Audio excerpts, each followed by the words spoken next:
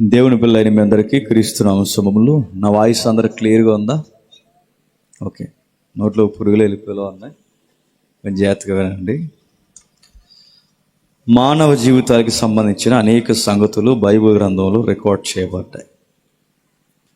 ఆ సంగతులను మనం ధ్యానించినప్పుడు భూమి మీద మన జీవితాన్ని ఏ విధంగా గడించాలో, మన జీవితాన్ని ఏ విధంగా దేవుని ఎదుట నిలబెట్టుకోవాలో చక్కటి సంగతులు కూర్పు బైబిల్లో రాయబడింది.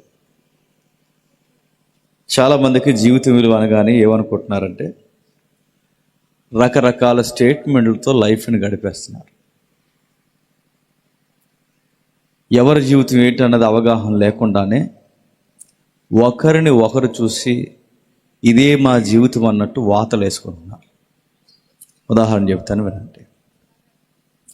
మనుష్యుడు అన్నవాడు ప్రశ్నతో తన చరిత్రను ప్రారంభించాడు. తన ప్రశ్న ప్రపంచానికి కొత్త నాగరికతను ప్రారంభించింది. మానవుడు భూమి మీద నడుస్తూ ఈ భూమి ఎందుకు ఎలా ఉందని ప్రశ్నించుకున్నప్పుడు ఇది ఎందుకు అన్న ప్రశ్న భూగర్భ శాస్త్రాన్ని రాసింది. భూమి మీద నడుస్తున్న మనుష్యుడు చెట్లను చూసి ఈ చెట్లు ఎందుకు ఇలా ఉన్నాయని ప్రశ్నించుకున్న వాడికి ఆ చెట్లను అధ్యయనం చేయడానికి వృక్ష శాస్త్రాన్ని రాశాడు. పండుతున్న పంటను బట్టి వ్యవసాయ శాస్త్రాన్ని రాశాడు. తిరుగుతున్న భూమిని బట్టి భూగర్భ శాస్త్రాన్ని రాశాడు. పైకి చూసి ఈ నక్షత్రాలు ఎందుకు ఇలా కదులుతున్నాయని ప్రశ్నించుకొని ఆ నక్షత్రాలను గూర్చి రాయడానికి ఖగోళ శాస్త్రాన్ని సృష్టించాడు. ప్రతి దానికి ఒక ప్రశ్న మానవుడికి అర్థాలు, శాస్త్రాలు తీసుకొచ్చింది. మేధావులు కొంతమంది ప్రశ్నించుకొని తమ్మును తాము ప్రశ్నించుకుంటూ ఇటీవల కాలంలో పద్మశ్రీ బ్రహ్మానందం గారు ఎలా అన్నారు. ఆయన మాట్లాడుతూ ఏమంటాడంటే, ఆయనకి పద్మశ్రీ వచ్చిన కొత్తలో ఆయన ఇచ్చిన స్టేట్మెంట్, నేను ఎందుకు పుట్టానంటే నా జీవితం పరమార్థం ఏంటంటే నేను ఎక్కడైనా మరొక జన్మ అనేది నాకుంటే ఒక ఈగగానో దోమగానో లేదా మరొక జంతువుగానో నేను పుడితే, నేను ఈగనై పుడితే నా చుట్టూ ఉన్న 4 ఈగలను నవ్విస్తాను. నేను దోమనై పుడితే నా చుట్టూ ఉన్న 4 దోమల్ని నవ్విస్తాను. నా జీవిత పరమార్థం ఇతరులను నవ్వించడానికే అన్నాడు. నా పుట్టుక నవ్వులాట కొరకే అన్నాడు. ఒక ఆయన జీవితం నవ్వులాట కొరకు అంటున్నాడు. మరొక మంది చిన్నప్పటి నుంచి వాళ్ళమ్మ గోరుముద్దలు తినిపించి ఏమందంటే, చందమామ రావే, జాబీలు రావని రకరకాల గోరుముద్దలు తినిపిస్తే చందమామ రాదని తన పీజీ చేసిన తర్వాత అర్థమైంది. బండెక్కి అసలా రాదని అర్థమైంది. ఆ బంతి పువ్వులు అసలదేదని అర్థమైంది. పీజీ చదివిన అమ్మాయికి తర్వాత అర్థమైంది ఏంటంటే చందమామ ఎప్పటికీ రాదు, నేనే చందమామ దగ్గరికి వెళ్ళాలి. అలా నిర్ణయించుకుని చిన్నప్పటి నుంచి ఆ కథల రూపంలో నా తల్లి జీవితంలో ఎప్పటికైనా ఆ నక్షత్రాల దగ్గరికి, చంద్రుడి దగ్గరికి వెళ్ళాలనే లక్ష్యం కట్టుకుని ఇండియాలో పుట్టిన ఆమె అమెరికా వెళ్ళి నాసాలో జాయిన్ అయి అక్కడి నుంచి అంతరిక్ష పరిశోధనశాలలోంచి స్పేస్లోకి ప్రయాణం చేసిన ఆమె వస్తూ ర్యాకెట్ పేలిపోయి చచ్చిపోయాడు. ఆమె పేరు కల్పనా చావ్లా. మీరు చూడండి, ఒక ఆయన ఏమో తన జీవితం నవ్వులాట కొరకు అంటున్నారు, మరొక ఆయనేమో తన జీవితం ఎప్పటికైనా నక్షత్ర మండలంలోకి వెళ్ళడం అంటుంది. మరికొంతమంది ఏమంటారంటే, లేదు ఎప్పటికైనా నేను ఎవరెస్ట్ ఎక్కడానికి పుట్టాను అంటున్నాడు. మరొకడు ఇంగ్లీష్ సముద్రం ఈదడానికి అన్నాడు. మరొకడు గిన్నిస్ రికార్డులో పేరు కొట్టాలంటున్నాడు. మీరు ఎందుకు పుట్టారంటే రకరకాల కారణాలు చెప్పుకుంటున్నారు. అందుకే చూడండి, వారి పుట్టుక పరమార్థం ఎప్పటికైనా గిన్నిస్ రికార్డ్ బ్రేక్ చేయాలని చెప్పి వాళ్ళ ఫేస్ని ఎలా మార్చుకుంటున్నారో తెలుసా? ఇక్కడ కావాలని వాటర్ గుచ్చుకుంటున్నారు. మీరు చూస్తున్నారు లేదు? ఐబ్రోస్ కట్ చేసుకుంటున్నారు, డిఫరెంట్ హెయిర్ స్టైల్ మెయింటైన్ చేస్తున్నారు, చేతులు కోసుకుంటున్నారు, కాళ్ళు కోసుకుంటున్నారు, నది మీద భయంకరమైన నదిని అటు ఇటు ఈదుతున్నారు, ఎవరెస్ట్ పైకెక్కి కిందకు దూకడానికి ప్రయత్నం చేస్తారు. ఇవన్నీ దీనికంటే ఎప్పటికైనా మా జీవితం సాధించడానికే. ఎక్కడో పల్లెటూరులో పుట్టారు, ఒక కొప్పు కొట్టాలనుకున్నారట, అది ఒలింపిక్స్ సాధించాలనుకున్నారట, ఈ రోజు నుంచే తినడం మానేశారట. ఒకటి కాదు, 2 కాదు, ఒక్కొక్కరు చూడండి, ఒకరు స్పోర్ట్స్ అంటున్నారు, ఒకరు స్పేస్ అంటున్నారు, ఒకరు నవ్వులాట అంటున్నారు, రకరకాల మాట్లాడుకుంటున్నారు. మనుష్యుడు అన్నీ ప్రశ్నించుకున్నాడు, వాడికి నచ్చిన సమాధానాలు ఎత్తుక్కున్నాడు. భూమి ఎందుకు ఇలా ఉందని అన్నప్పుడు భూగర్భ శాస్త్రానికి జవాబు ఎత్తుక్కున్నాడు. నక్షత్రాలు ఎందుకు ఇలా ఉన్నాయన్నప్పుడు స్పేస్కి సంబంధించిన శాస్త్రాన్ని ఎత్తుక్కున్నాడు. వృక్షాలు ఎందుకు ఇలా ఉన్నారన్నప్పుడు వృక్ష శాస్త్రాన్ని రాసుకున్నాడు. ఒక్కొక్క దానికి ఒక శాస్త్రం రాసుకున్నాడు. కానీ అన్నిటినీ ప్రశ్నించుకున్న మనిషి నేనెందుకు పుట్టానురా అని మాత్రం ప్రశ్నించుకోలేకపోయాడు. వాడు అలా ప్రశ్నించుకున్న వాడికి వచ్చిన సమాధానం ఏంటంటే చెట్టెక్కడానికి పుట్టెక్కడానికి ఏదో ఒక సాధించడానికి కానీ వాటిని సమాధానం వెతుక్కున్నాడు తప్ప వాడు పుట్టకంతకు కాదు. ఇలాంటి ప్రశ్నలు బయట ఉన్న వారికి వచ్చాయి లేదో నాకు తెలియదు, కానీ బైబిల్లో ఉన్న వారికి మాత్రం ఈ ప్రశ్నలు వచ్చాయి. వారి జీవితాలకి సమాధానాలు ఎత్తుక్కున్నారు. వారి జీవితం ఎందుకని వాళ్ళకి అర్థమైంది. వాళ్ళ జీవితాలు ఎలా ముగించాలో వాళ్ళు నేర్చుకున్నారు. వాళ్ళ జీవితాలు అలా ముగించారు కనుక దేవుడు రికార్డ్ చేసి మన కళ్ళ ముందు ఉండడానికి బైబిల్లో రాయించి మనకు బైబిల్ని ఇచ్చి మీరు కూడా జీవితాన్ని ఇలాగే ముగించాలి, ఇందుకే పుట్టారని మనకు చెప్పకనే చెబుతున్నాడు. ఏమి రాయించాడు, ఏం జరిగింది, ఎవరి జీవితాలు ఎలా ముగించాయో తెలియాలి అంటే ఒక్కసారి అపోస్తుల కార్యములు రండి. అపోస్తుల కార్యములు అపోస్తుల కార్యములు 7వ అధ్యాయం. అపోస్తుల కార్యములు 7వ అధ్యాయం 17వ వచనం నుండి.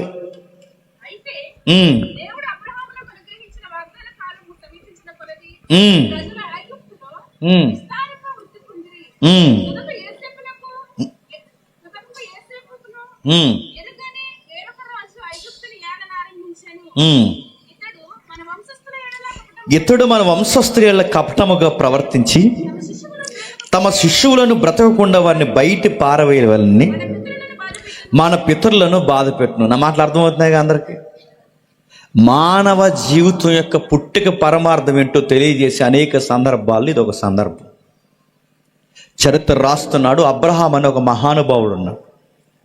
తన జీవితాన్ని దేవుడు పిలుచుకున్నాడు. ఊరనే ప్రాంతంలో ఉన్నప్పుడు నీ పుట్టుక పరమార్థం ఊరనే ప్రాంతంలో నలుగురిలో పెద్ద మనిషిలా బతకడానికి నువ్వు పుట్టలేదు. నీకంటూ ఒక వాగ్దానం ఉంది, వాగ్దాన భూభాగం ఉంది, వాగ్దాన పుత్రుడు ఉన్నాడని చెప్పి అబ్రహామును పిలుచుకుంటే, అబ్రహామును పిలిచిన తర్వాత అబ్రహాంకి అన్నట్టుగానే వాగ్దాన పుత్రుడు పుట్టాడు. ఆ వాగ్దాన పుత్రుడి పేరే ఇస్సాకు. ఆ ఇస్సాకుకు మళ్ళీ ట్విన్స్ పుట్టారు. ఆ ట్విన్స్ ఇద్దరు మనకు తెలుసు. ఒకటి యాకోబు, యాసావు. వీళ్ళిద్దరిలో మళ్ళీ యాకోబు మనకు తెలుసు. ఆ యాకోబుని దేవుడు మళ్ళీ దీవించడం మొదలు పెడితే ఆయనకి 12 మంది పుట్టారు. ఆ 12 మందిలో మళ్ళీ కావాల్సిన ఒక పర్సనాలిటీ మనకు తెలుస్తుంది. 11 మంది చూసి ఒకరిని చూసి ఏడుస్తారు. ఆ ఒక్కడెవరో తెలుసు, యోసేపు. ఆ 11 మంది ఎవరిని చూసి ఏడుస్తారో మనకు తెలుసు, యోసేపుని చూసి ఏడుస్తారు. ఎందుకు ఏడుస్తారంటే అబ్బాయికి నోరు కుదురుండదు, ఏది దాసుకోడు. ఆ అబ్బాయికి ఒక మంచి పేరుంది, వ్యాఖ్యానకర్తలు పెట్టారు, డ్రీమ్ బాయ్ అంట. డ్రీమ్ బాయ్ అని ఎందుకంటారంటే ఆయనకి డ్రీమ్స్ ఎక్కువ వచ్చే ఆ డ్రీమ్స్ ఎవరికి చెప్పకూడదు వాళ్ళకి చెప్తాడు. ఎవరికి చెప్తాడు? ఆ 11 మంది అన్నయ్యకి చెప్తాడు. ఆ 11 మంది అన్నయ్యకి చెప్పే డ్రీమ్ ఏంటంటే, మరి అన్నయ్య మీకు డ్రీమ్ చెప్పాలన్నాడు. ఏంట్రా ఆ డ్రీమ్ అని అడిగితే, ఒక నక్షత్రం ఉందరా, ఆ నక్షత్రానికి 11 నక్షత్రాలు సాష్టాంగ పడుతున్నట్టు నాకు కళ వచ్చిందిరా అనగానే, కళ చెప్పగానే కంటెంట్ ఏంటి వాళ్ళకి అర్థమైపోయి నీకు అన్ని ఎలాంటి కళలు వస్తాయరా అన్న. రెండవసారి మళ్ళీ కళ వచ్చింది. ఆ కళ ఏంటంటే, అన్నయ్య నాకు మళ్ళీ కళ వచ్చిందని అన్నాడు. ఏంట్రా ఆ కళ అని అడిగితే ఆ కళ భావం చెప్తున్నాడు. ఈసారి ఒక నక్షత్రం ఉందరా, 11 నక్షత్రాలే కాదు సాష్టాంగ పడడం, ఇప్పుడు సూర్యుడు చంద్రుడు కూడా సాష్టాంగ పడతారంటే, అంటే అమ్మా నాన్న కూడా నీకు అన్ని ఇలాంటి కళలు వస్తాయండి. యాకోబు గారు ఆ అబ్బాయిని చాలా ప్రేమిస్తారు. ఎందుకంటే క్యారెక్టర్ ఉన్న అబ్బాయి అనో, మరి డ్రీమ్ బాయ్ అనో, లేకపోతే మూడో కారణం ఉంది, ఆవిడికి పుడతాడుగా, ఆవిడికి ఆ అంతుకో మరి ఎందుకో మనకు తెలియదు. కానీ మొత్తం మీద యోసేపు గారు అంటే చాలా ఇష్టం. పైగా నాకు తెలిసి క్యారెక్టర్ ఉన్న వ్యక్తి కనుక బాగా ఇష్టమేమో. ముక్కలన్నీ కలిపి, రంగురంగుల ముక్కలన్నీ కలిపి, ఆ ముక్కలను కలిపి ముక్కల సొక్కవ చేశాడట. ఆ ముక్కల సొక్కవ యోసేపుకి ఇస్తే యోసేపు గారు ఆ సొక్క వేసుకున్న తర్వాత ఆ సొక్క చాలా అందంగా ఉందండి. మీరు బాగా వినండి. మనమే కనుక ముక్కలు సొక్క వేసుకుంటే ఈదులో ఏం జరుగుద్దండి?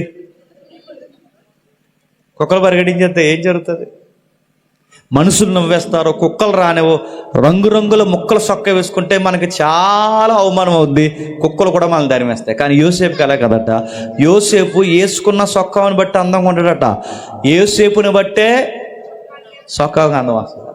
అలాంటి చొక్కా వేసుకున్న తర్వాత చొక్కావు చూసి ఏడుసారు ఎవరో తెలుసా? సొంత అన్నీలు. ఎప్పుడు గుర్తుపెట్టుకోండి, సొంతోళ్ళు మనం వేసుకున్న బట్టలు చూసి ఏడుస్తారు, మన స్థితిగతులు చూసి ఏడుస్తారు, మనం నవ్వుతే ఏడుస్తారు. ఎప్పుడు గుర్తుపెట్టుకోండి, మనం చూసి ఏడ్చే వారిలో మొదటి జాబితా ఎవరుంటారు చెప్పిన? సొంతోళ్ళే ఉంటారు. ఏడ్చారు, తీసుకెళ్ళి అసూయపరులు తీసుకెళ్ళి ఆ గోతులో పడేశారు. ఆ గోతులో పడేసిన యోసేపుని తీసుకెళ్ళి దేవుడు ఒక సైన్యాధిపతి ఇంట్లో పడేశాడు. సైన్యాధిపతి ఇంట్లో నమ్మకంగా ఉంటున్నాడు అనుకునే సమయానికి ఏం జరిగిందో మాకు తెలుసు. అక్కడ ఉన్న ఆంటీ గారు కుదిరలేక ఆ అబ్బాయిని డిస్టర్బ్ చేశారు. ఆవిడ తినేసి ఇక్కడ ఉన్న కొల్లు ఇక్కడ ఉండకుండా నెత్తి మీద పోనీ ఆవిడ పోయి ఏం చేస్తారు, ఆయన మీద కన్నేసి రకరకాల టెంప్టేషన్ గురి చేసి అలా చేసి ఇలా చేసి దినదినం మాట్లాడి ఈరోజు కాకపోయినా రేపైనా మాట్లాడుతాను రకరకాల పన్నాగాలు పన్నింది. ఆ అబ్బాయి అందరిలాంటి కాడు, పడగాక పడ్డు. ఆఫర్ల మీద ఆఫర్లు ఇచ్చింది. ఇదిగో నీకు ఫుడ్ ఇస్తాను, బెడ్ ఇస్తాను, డబ్బు ఇస్తాను, నాతో ఒక్కసారి నువ్వు అని అంటే ఆయన తిరగేసి ఇలా అన్నాడేమో, నీ ఫుడ్ వద్దు, నీ బెడ్ వద్దు, నీ డబ్బు వద్దు, నువ్వు దగ్గరకు వచ్చంటే పారిపోతా అన్నాడు. మనమైతే ఏమందని చెప్పండి, ఒంటరిగా బతుకుతున్నాను ప్రభువా, నాన్న లేడు, అమ్మ లేడు, అన్నయ్య లేరు, అన్యాయానికి గురైపోయాను, ఈ ఒంటరిని ప్రేమించడానికి ఈ రూపంలో మేడం గారిని పంపించావా అని ఖచ్చితంగా దేవుడికి ప్రార్థన చేద్దాం. నాకు తెలుసు నువ్వు ఉన్నావని, అందుకే ఈ ఒంటరి హృదయాన్ని ప్రేమించి ఒక హృదయాన్ని పంపావు కదంటో. అందుకే మనం చేయాల్సినవన్నీ చేసి ఎవరి మీద గంటెత్తామండి. యోసేపు అలాంటి కాదు, ఎథిక్స్ ఉన్న అబ్బాయికి, నైతికత ఉన్న అబ్బాయికి, విలువలకి కట్టుబడి బతుకుతాడు. పొరుగోడు సంసారంలో చెయ్యట్టాడు. ఆ అమ్మాయి లేదా ఆ ఆంటీ గారు ఎంత తన టెంప్టేషన్ గురి చేసినా తప్పించుకుని అక్కడి నుంచి పారిపోతే ఆవిడకి తెలిసిపోయింది, ఈ అబ్బాయి ఆ నోట ఏ నోట చెప్తే పరువుగాని పోద్దేమని చెప్పి నీతి లేని నీతి మాలినది తన మీద ఒక నిందేసి, ఆ నిందేసిన దానికి తీసుకెళ్ళి ఆయన అరెస్ట్ చేసి లోపల పడేస్తారు. మనకు తెలుసు. నిజానికి ఆ అబ్బాయి నోరిప్పితే ఆవిడ కాపురం చేయగలదా? ఒకరు కాకపోయినా కనీసం ఒకరైనా అబ్బాయి చెప్పింది నమ్ముతారా, నమ్మరా? అబ్బాయి కనుక నోరిప్పి చెబితే ఖచ్చితంగా కాపురం చేయలేదు, ఈమె తప్పండి, నన్ను ఇలా టెంప్టేషన్ గురి చేసిందని తన లాజిక్ వివరించడం మాట్లాడితే కనీసం ఎవరు నమ్మినా ఆ ఆఫీసర్ అయినా నమ్ముతాడా, నమ్మడా?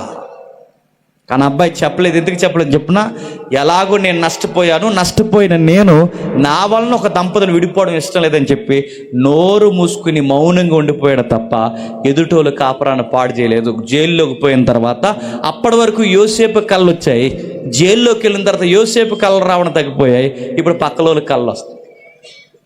యోసేపు కళ్ళు ఆగిపోయి పక్కోడికి కళ్ళు వస్తున్నాయి. ఆ పక్కోడికి కళ్ళు వస్తే వాళ్ళు ఏం చేస్తున్నారంటే ఆ పక్కవారు మాట్లాడుతూ ఒక రోజు అన్నారు, అయ్యా మాకు టెన్షన్గా ఉంది, మాకు ఏం అర్థం కావట్లేదంటే ఆ ఇద్దరికి భవిష్యత్తు చెప్పాడు, ఇదిగో నీ మెడకాయ మీద కత్తి వస్తుంది, నీ మెడకాయ మీద కిరీటం వస్తుంది అన్నట్టుగానే ఆడి మెడ మీద కత్తి వచ్చింది, ఈడి మెడ మీదకి కిరీటం వచ్చింది. నెరవేరిపోయింది. నెరవేర్పు జరిగిపోయిన తర్వాత మేలు పొందిన వాడు మర్చిపోయాడు. మీకు ఎందుకు చెప్తున్నాను వినండి ఈ చరిత్ర అంతా. తర్వాత ఒక రాజు కళ వచ్చింది. ఆ రాజు కళ వస్తే రాజు కన్ఫ్యూజ్లో కళ మర్చిపోయాడు, కళ భావం కూడా అర్థం కాకుండా కన్ఫ్యూజ్ అయిపోయాడు. ఒకవేళ కళే కనుక రాజు జ్ఞాపకం ఉండి ఎదుటోళ్ళకి చెప్పుంటే ఎదుటి చెప్పేస్తారు. చెప్పారా? ఇప్పుడు మనకి కళ వచ్చింది అనుకోండి, ఏదో కళ మన టెన్షన్లో మనకి ఏ కళలు వస్తాయి. ఆ కళ వచ్చినప్పుడు మనం ఇలా వచ్చిందిరా కలరా నాకు ఏటో అర్థం కావట్లేదంటే ఈ వ్యాఖ్యానకర్తలందరూ తయారైపోతారు. ఎదుటి చెప్పేస్తారా? చెప్పారా? నాకు రాత్రి ఎందుకు మల్లెపూలు బుట్ట కనబడిందంటే మల్లెపూలు అంటే ఏంటనుకుంటున్నావు, మల్లెపూలు అని అంట. ఎదురు చెప్పేస్తారు మనకి. మనం టెన్షన్ పెట్టేసి ఏదోటి చేసేసి చెప్పరు. ఒరే పాము కల్లోకి వచ్చిందిరా అనగానే పాము అంటే ఏంటనుకుంటున్నావు, ఎవడో నిన్ను శత్రువుగా తరుముతున్నాడు, ఇది చెప్పింది పాము వచ్చి ఏదోటి చెప్పేస్తారు. కానీ యోసేపు బాగా వినండి, యోసేపు కాలంలో ఫరోకి ఏదోటి చెప్తే నీలా నాలా అండో, తేడా చెప్తే మెడకాయ మీదకి చెప్పండి, కత్తి తెచ్చి తలకాయ తీసి పడేస్తాడు. అందుకే ఎవడో చెప్పడానికి సాహసం చేయలేదు. ఎవడు చెప్తాడు రా అన్నప్పుడు ఎంక్వైరీలో ఒక విషయం తెలింది, ఒకడు ఉన్నాడండి, ఆ లోపల ఉన్నాడని చెప్పారు. ఆ కుర్రోడు చెప్పినట్టు ఖచ్చితంగా జరుగుతుందంటే ఆ కుర్రోడిని ఫటాఫట్ తీసుకుని వచ్చారు, రాజదర్బార్ ముందు నిలబెట్టారు. ఆ కుర్రోడు చెప్పడం స్టార్ట్ చేశాడు, అయ్యా మీకు విషయం చెప్పాలి, 7 బలిసిన ఆవులు 7 బక్కచెక్కిన ఆవులు మీ కళ్ళలోకి వచ్చాయి, అవునా? ఎస్. 7 బలిసిన ఎన్నులు 7 బక్కచెక్కిన ఎన్నులు వచ్చాయి మీ కళ్ళలోకి, అవునా? ఎస్. 7777 7లు కామన్గా వస్తున్నాయి, అవునా సార్? ఎస్. నీకు విషయం చెప్తున్నాను సార్, మీకు విషయం చెప్పాలి, 7 సమృద్ధి 7 కరువు. అంటే 7 సంవత్సరాలు సమృద్ధైన పంట రాబోతుంది, 7 సంవత్సరాలు కరువు రాబోతుంది. మీరు గుర్తుపెట్టుకోండి, ఈ 7 years మీరు పండిన పంటని జాగ్రత్తగా గుడాంలో మీరు నిల్వ చేయగలిగితే ప్రపంచానికి కరువు వస్తుందన్న సంగతి మీకు తెలుసు, ప్రపంచానికి కరువు వస్తుందన్న సంగతి భావం చెప్తున్నా నాకు తెలుసు, ప్రపంచానికి కరువు వస్తుందన్న సంగతి ప్రపంచానికి తెలియదు. ప్రపంచానికి 7 సంవత్సరాలు కరువు వస్తుంది కనుక ఈ కరువు వచ్చే సమయానికి 7 సంవత్సరాలు జాగ్రత్తగా ధాన్యాన్ని నిల్వ చేయగలిగితే, ఈ ధాన్యాన్ని నిల్వ చేసిన తర్వాత కరువు వచ్చిన సమయానికి అదే టైంలో ప్రపంచానికి మనం ధాన్యాన్ని అమ్మడం స్టార్ట్ చేస్తే, వర్తకం చేస్తున్నప్పుడు అంటే వస్తు మార్పిడి విధానం మన దేశంలో పెట్టి మన ధాన్యాన్ని అమ్మితే ప్రపంచానికి 7 సంవత్సరాలు కరువు వచ్చిన టైంలోనే మన దేశం యొక్క టర్న్ ఓవర్ కూడా మారిపోద్ది. ఇతర దేశాలకి కరువు, ఆ ఇతర దేశాల కరువు వచ్చిన సమయంలో మన దేశాలకి అధిక దిగుబడి. ఏమంటారు? ఐడియా అలా ఉందని కానీ ఆశ్చర్యపోయాడు. ఇలాంటి బడ్జెట్ లెక్కలు ఇచ్చే గ్రాఫ్ తీయగలిగే లీడర్ లాంటి వాళ్ళు ఉండాల్సిందే జైల్లో కాదు, నా రాజదర్బార్లో ఉండాలని చెప్పి ఒక ఉంగరం పెట్టి కిరీటం పెట్టి ఊరేగించి ఒక ఆజ్ఞను జారీ చేశాడు. ఆజ్ఞ ఏంటంటే ఈయనకి తెలియకుండా ఐగుప్తులో ఒక డెక్కైనను కదలడానికి వీల్లేదు. అలా యోసేపు గొప్పోడైపోయాడు. అన్నట్టుగానే కరువు వచ్చింది. ఆ కరువు ఎక్కడికి వచ్చిందంటే ప్రపంచ దేశాలకు కరువు రావడమే కాదు, దేవుడిచ్చిన వాగ్దాన భూభాగమైన కానానుకు కూడా కరువు వచ్చింది. ఆ కానాన్లో ఎవరున్నారంటే పెద్ద ఆయన యాకోబు ఉన్నాడు. ఆ కానాన్లో ఎవరున్నారంటే ఆ మొక్కలు ఉన్నాయి, 11 ఉన్నాయి కదా, ఆ మొక్కలు ఉన్నాయి. వీళ్ళందరూ అక్కడే ఉన్నారు. అన్నట్టుగానే కరువు వచ్చింది. పెద్ద ఆయన తిట్టారు, రే మీ మొక్కలు నేను చూసి నా మొక్కలు మీరు చూసి ఇలాగ ఉండేవా కన్నా మీకు విషయం చెప్తాను. ఇదిగో ఆ ఐగుప్తికి పోయి ఆహారం తీసుకురండి అంటే ఉటౌట్న బయలుదేరారు. ఆ ఉటౌట్న బయలుదేరితే సింహాసనం మీద యోసేపు కూర్చున్నాడు. కూర్చున్నప్పుడు యోసేపు గుర్తుపట్టాడు వాళ్ళ మాత్రం గుర్తుపట్టలేకపోయాడు, ఆయన మాత్రం గుర్తుపట్టాడు. వీళ్ళెందుకు గుర్తుపట్టలేకపోయారంటే యోసేపు యొక్క లైఫ్ స్టైల్ పూర్తిగా మారిపోయింది. తన కిరీటం కానీ తన డ్రెస్ కోడ్ కానీ ప్రతిదీ పూర్తిగా మారిపోయింది. వీళ్ళ మాత్రం యోసేపు గుర్తుపెట్టాడు. ఎందుకు చెప్పినా అవి మర్చిపోయే మొఖాలు కాదు. అవి చేసిన కీడు మర్చిపోలేడు, ఆయన మొఖాలు మర్చిపోలేడు, వారు చేసిన బాధాకరమైన విషయాలు ఏం మర్చిపోలేడు. యోసేపు గారు గుర్తుపెట్టాడు. చిన్న గేమ్ ఆడాడు, అడ్డంగా దొరికారు, కాళ్ళు చేతులు పట్టుకున్నారు. అయ్యా అంటే నిజం చెప్పాడు, మీరు అనుకున్నట్టు నేను ఆఫీసర్ని కాదు, నేను ఎవరో కాదు, మీ తమ్ముడిని. వెంటనే తమ్ముడు, నువ్వా ఆ రోజు ఏం జరిగినా ఇంకేం వివరించకండి, మీరేమీ నాకు వివరణ ఇవ్వద్దు. నాకు అర్థమైంది ఏంటంటే ఈ 7 years ప్రపంచానికి కరువు వస్తుందన్న సంగతి భవిష్యత్తు తిరిగిన దేవుడికి ముందే తెలుసు గనక ఈ కీడు ఇశ్రాయేలు సమాజం మీదకి రాకూడదని ఈ కీడుకు ముందే మీ అందరికీ మేలు చేయడానికి దేవుడు నన్ను ముందుగా కీడు గుండా నడిపించాడు. మీరు చేసిన కీడు ఈరోజు మనకు మేలు అయింది, టెన్షన్ అవ్వకండి అన్నాడు. మంచి మాట ఎప్పుడైతే చెప్పాడో ఒక మాట అన్నాడు, తమ్ముడుగా నేను ఈ రేంజ్లో ఉన్నప్పుడు, తమ్ముడుగా నేను ఈ స్థితిగతిలో ఉన్నప్పుడు మీకు చెప్పాల్సిన విషయం ఇదిగో, నేను ఎంత రేంజ్లో ఉన్నప్పుడు మీరు ఇంకా ఎక్కడో మాసిపోయిన గడ్డాలు మాసిపోయిన వస్త్రాలు వేసుకుని కూర్చోండి, నాకు ఇష్టం లేదు. వచ్చేయండి, నేనున్నంత కాలం మీ మీద ఏగ కూడా వాలకుండా చెప్పండి, నేను చూసుకుంటాను అన్నట్టుగానే తట్టబుట్ట సర్దుకుని వచ్చేసారు. వచ్చేసిన తర్వాత యోసేపు ఉన్నంతకాలం, యాకోబు ఉన్నంతకాలం ఇశ్రాయేలు సమాజం వర్దెల్లింది. ఇశ్రాయేలు సమాజం వర్దెలుతుంది. అమ్మయ్య బాగుందనుకున్న సమయానికి, ఈ పెద్ద మనుషులిద్దరూ చనిపోయిన సమయానికి యోసేపు నెరగని కొత్త రాజులు ఐగుప్తి పరిపాలనకు వచ్చారు. ఎప్పుడైతే యోసేపు నెరగని కొత్త రాజులు ఐగుప్తి పరిపాలనకు వచ్చారో ఆ వచ్చిన వారు ఏం చేశారు? వచ్చిన వారు ఇశ్రాయేలు మీద సిరుకన్నేశారు. ఇలాగే వదిలేస్తే రేపొద్దున్న ఐగుప్తికి ఈల వశం అవుద్ది. రేపొద్దున ఐగుప్తి ప్రజలైన మనం వీళ్ళకి బానిసలు అవుతాం. మనమేమో ఊడిగించేసే పరిస్థితికి వస్తాం. ఇశ్రాయేల్ జనసంఖ్య రోజు రోజుకి పెరిగిపోతుంది, మన జనసంఖ్య రోజు రోజుకి తగ్గిపోతుంది. అందుకే ఇశ్రాయేల్ని ఎలాగైనా సరే మట్టు పెట్టాలని చెప్పి పసిపిల్లలను చంపడం స్టార్ట్ చేశారు. పౌరు హక్కులు పూర్తిగా రద్దు చేశారు. ఉన్న ప్రాంతాలను ఖాళీ చేసేశారు. గోసేన్ అనే ప్రాంతానికి ఇసిరేశారు. ఆ జనాభా అభివృద్ధి పెరగకుండా పిల్లల్ని చంపేస్తున్న టైంలో ఇశ్రాయేల్ సమాజం అంతా గుండెలు బాదుకుని గల్లు నేడుస్తూ, దేవా మాకు ఈ రొస్టు పట్టిన జీవితం నుంచి మమ్మల్ని విడిపించవా, మా పితరులు, మా బిడ్డలు, మా మనవళ్ళు, మా మనవరాళ్ళు, మా బతుకులంతా ఐగుప్తికి ఊడిగించేయడానికి పుట్టాం, మాకు విడుదల లేదని ఆ ప్రార్థన చేస్తున్నప్పుడు ఆ ప్రార్థనకి జవాబుగా పుట్టిన వారియర్ మోసే గారు పుట్టారు. ఆ ప్రార్థనకి జవాబు పుట్టిన వ్యక్తే మోసే గారు పుట్టారు. ఆ మోసేని గుర్చిన ప్రస్తావనే స్తెఫన గారి ప్రసంగంలో అపోస్తుల కార్యములు 7వ అధ్యాయం 18వ వచనంలో చెప్తున్నాడు. ఇప్పుడు మీకు అర్థమైందిగా. ఇప్పుడు రండి, ఏం జరుగుతుంది? అపోస్తుల కార్యములు 7వ అధ్యాయం 18వ వచనం. ఇతడు మన వంశస్థుల కపటముగా ప్రవర్తించి తమ శిశువులను బ్రతకకుండా వారిని బయట పారవేయవలనని మన పితరులను ఆ రాజులు బాధ పెట్టినప్పుడు ఆ బిడ్డలు చనిపోతున్న కాలమందే మోసే పుట్టెను.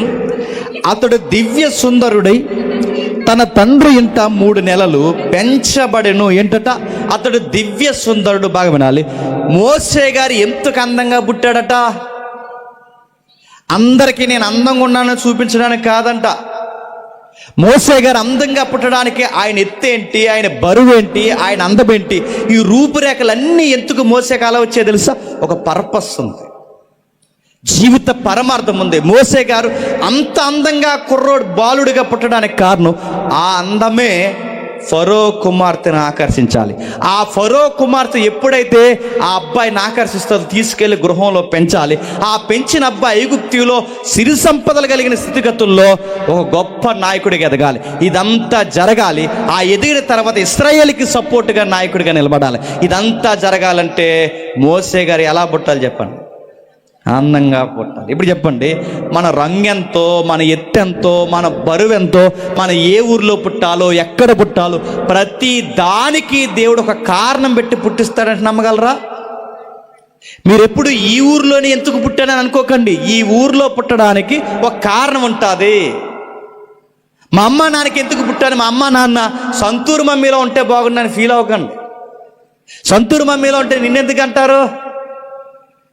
ఇక్కడ ఎందుకు పుట్టాను, ఈ ఊర్లో ఎందుకు పుట్టాను చాలామంది ఫీల్ అయిపోతారు. అనవసరంగా ఈ ఊర్లో పుట్టంటే మీరు ఎక్కడ పుట్టాలంటే ముంబైలో పుడతావు. ముంబైలో పుట్టి తడగొట్టలేస్తావా? నీకు ఇక్కడ తిరం లేనప్పుడు ఎక్కడికి పోయినా తిరం ఉండదు. నీకు ఇక్కడ ఈ పుట్టికి అర్థం కాలేనప్పుడు నువ్వు ఢిల్లీలో పుట్టా, నీకు పుట్టికి పరమార్థం తెలియదు. నువ్వు ఎక్కడికి పోయినా నీ జీవిత స్థితిగతులు నీకు అర్థం కావు. అందుకే దేవుడు రాస్తున్నాడు, నీ బరువు ఎంత ఉండాలో, నీ ఎత్తు ఎంత ఉండాలో, నీ అందం ఎంత ఉండాలో, నీ డిఎన్ఏ ఏంటో, నీ తల మొదలుకొని అరికాల వరకు ప్రతి దానికి ఒక కారణం పెడతాడు. ఏం కారణాలు ఉంటాయి ప్రభు అంటే మోసేని చూపిస్తున్నాడు. మోసే పుట్టాడట. ఆ పుట్టినవాడు తాను బయట పారవేయాలని జనాలు నిర్ణయిస్తున్న టైంలో అదే సమయంలో పుట్టి సకల విద్యలను అభ్యసించి మాటల యందు కార్యముల యందు ప్రవీణుడై ఉండెను. సకల శాస్త్రాలు మోసే గారికి ఈ సబ్జెక్టు తెలియదనడానికి లేదట, ఆయనకి అన్ని సబ్జెక్టులు తెలుసంట. మీరు ఏ జనరేషన్ అయినా మీరు చూడండి, చదువు ఉంటేనేమో లౌక్యం ఉండదు, లౌక్యం ఉంటేనేమో ఒకటి ఉంటే ఒకటి తిరగ మనకి. టెక్స్ట్ బుక్ నాలెడ్జ్ ఉంటేనేమో లోకజ్ఞానం ఉండదు, లోకజ్ఞానం ఉంటేనేమో చదువు ఉండదు. మోసే గారికి అలా కాదట, ఆయనకి అన్ని సబ్జెక్టులు తెలుసు. ఇంజనీరింగ్ సెక్టార్లో నెంబర్ వన్ ఐడియాలజీ కలిగినోడు ఆయన. ఏ సివిలైజేషన్లో అయినా ఎలా వర్క్ చేస్తారో ప్రతి దాన్ని అందుకే అక్కడ రాస్తున్నాడు, సకల శాస్త్రాలు అంటే ఈయనకి ఇది తెలియదనడానికి వీల్లేదు. ప్రతిదీ ఆయనకి తెలుసు. అంటే ఆయనకి ఇంత జ్ఞానము, అంత ఔన్నత్యము, ఆయనకి కలిగిన గొప్పతనం ఇంత రావడానికి కారణం దేవుడు ఒక విధి విధానంలో నడిపిస్తున్నాడు. 40 ఏళ్ళు ఆయనకు వచ్చాయట. ఆ 40 ఏళ్ళు వచ్చిన తర్వాత 40 ఏళ్ళు నిండి వచ్చినప్పుడు ఇశ్రాయేలీలైన తన సహోదరుని చూడవలనని బుద్ధి పుట్టేను. ఇప్పుడు చెప్పండి, ఇశ్రాయేలీలైన తన సహోదరుని చూడాలని బుద్ధి పుడుతుందంటే ఒక బుద్ధి, ఒక ఆలోచన పుడుతుందంటే ఆలోచన పుట్టించేవాడెవరు? యెహోవా. ఒకనికి ఆలోచన ఇచ్చేవాడెవరు? యెహోవా. రాజు హృదయాల్ని కాలవల వలె తిప్పేదెవరు? యెహోవా. ఇప్పుడు ఇశ్రాయేలుని చూడాలన్న బుద్ధి పుట్టేలాగా మోసేని రేపుతున్నది ఎవరు? యెహోవా. నువ్వు పుట్టింది ప్యాలెస్లో ఉండడానికి కాదు, నువ్వు పుట్టింది సకల శాస్త్రాలు నేర్చుకొని ఇదిగో ఈ బంగారు ఆభరణాలు వేసుకుని గుర్రాల మీద తిరుగుతావని కాదు. మోసే, నీ లైఫ్కి ఒక పర్పస్ ఉంది. ఏం పర్పస్ ఉంది ప్రభు అంటే, నా ప్రజలు నీ ప్రజలు, నా ప్రజలు నీ పితరులు, నా ప్రజలు వాగ్దాన పుత్రులైన వారందరూ మగ్గిపోతూ మండిపోతూ ఐగుప్తులో బానిసలుగా బతుకుతున్న వాళ్ళని విడుదల చేయడానికి ఒక పుట్టిన నాయకుడు. దేవుడు రేపుతున్నాడు. ఎప్పుడైతే రేపుతున్నాడు తన పుట్టిక పరమార్థం అర్థమవుతుంది మోసేకి. నేను పుట్టింది నలుగురు నవ్వించడానికో, నేను పుట్టింది ప్రేమించడానికో, నేను పుట్టింది రకరకాల పనులు చేయడానికో, నేను పుట్టింది ఎవరెస్ట్ ఎక్కడానికి కాదు. మోసేకి అర్థమైంది, నేను పుట్టింది ఇతరులను విడిపించడానికి. చాలామంది అంటారు, పార్కులో కూర్చుని మాట్లాడేసుకుంటారు సీరియస్గా లవర్స్.